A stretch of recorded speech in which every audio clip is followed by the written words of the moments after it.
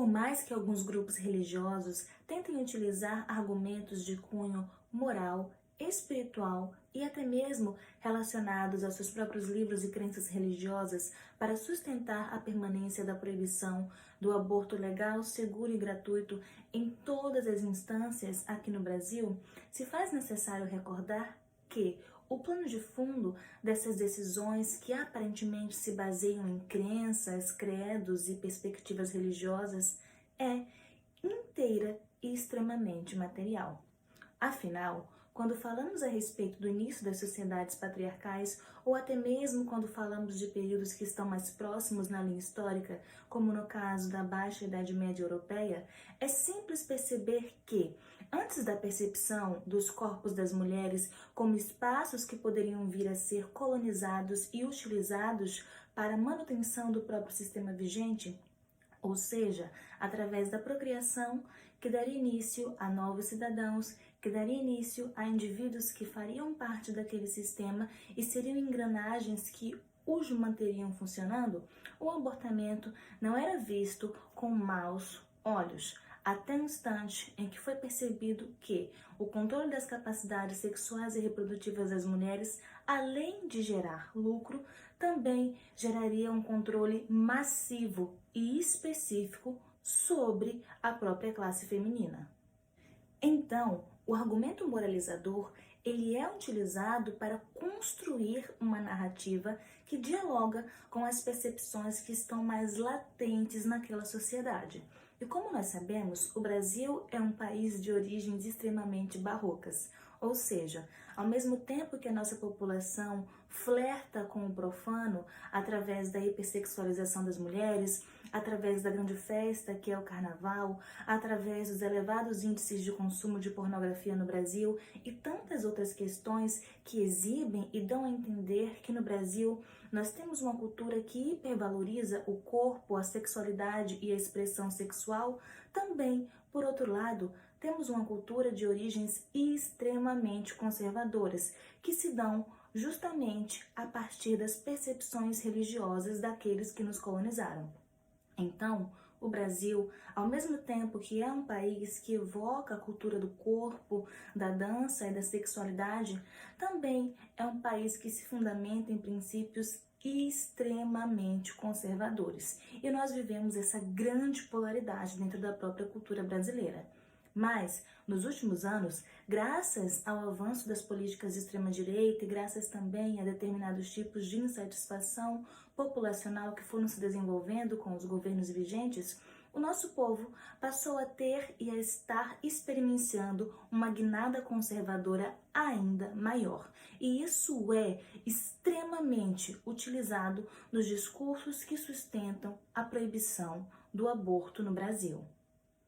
Afinal de contas, além dos indivíduos que estão contrários à legalização do aborto no Brasil partirem de pressupostos religiosos que dialogam com questões que afirmam que, desde a concepção, um embrião já possui uma alma, ou que desde a concepção uma mulher torna-se mãe e aquele embrião que, mesmo até determinadas semanas, não seja sequer considerado biologicamente um feto, passe, nessa perspectiva religiosa, a ser um indivíduo completo, a ser um ser humano completo e não um agrupamento de células ainda na formação e no possível desenvolvimento de um feto.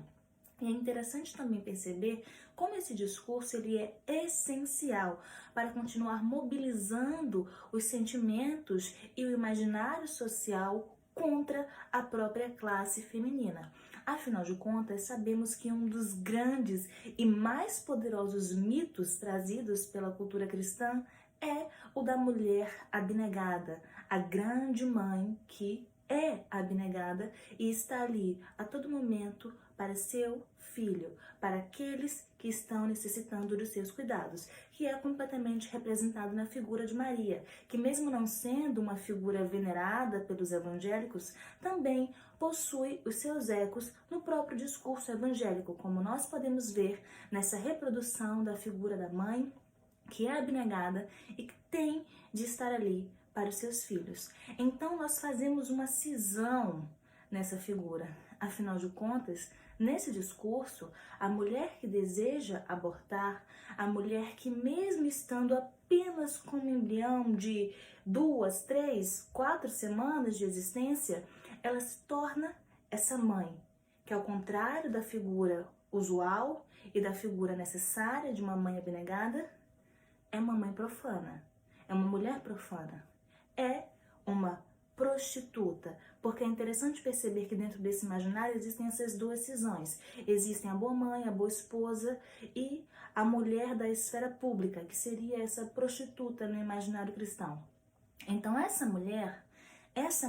que não deseja ser uma mãe abnegada, merece padecer e sofrer de todas as consequências da sua transgressão e, das maiores, esse possível assassinato. Então, através dessas elucidações, nós conseguimos perceber que a ratificação dessa opinião popular brasileira, que é extremamente contrária ao aborto, é mobilizada justamente a partir do nosso próprio imaginário social, a partir das emoções que são evocadas pelo discurso. Porque se nós formos observar em uma perspectiva racional, nós saberemos que a legalização do aborto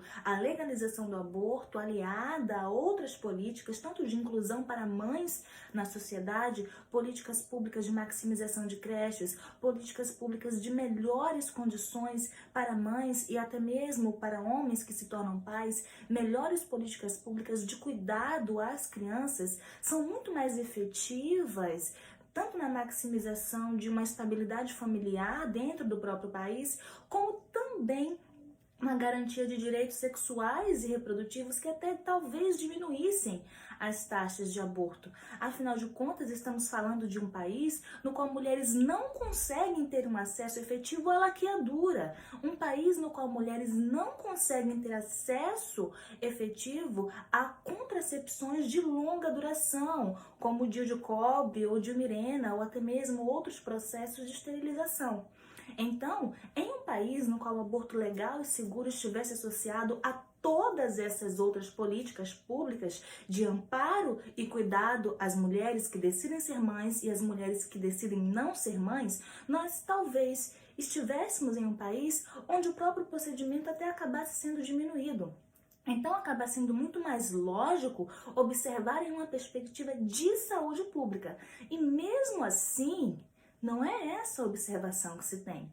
Porque o grande desejo, o desejo crucial, é continuar alimentando uma negativa à legalização do aborto que parte e que surge justamente através do imaginário. Porque é muito mais interessante as elites evangélicas no poder, é muito mais interessante a classe masculina no poder, que os corpos das mulheres continuem sendo controlados e que esse controle continue sendo aprovado pela população à luz de uma manipulação de imaginário que não se concretiza na vida real.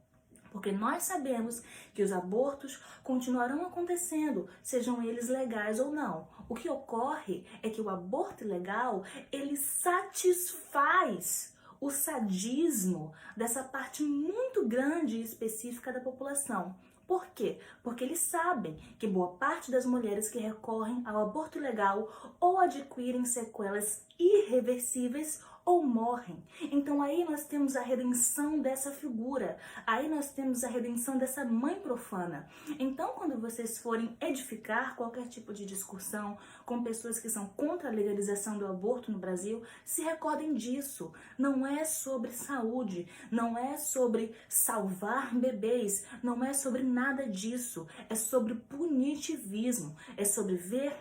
mulheres pagando com a sua saúde e com a sua vida o fato de não estarem sendo perfeitas sob essa ótica religiosa e social.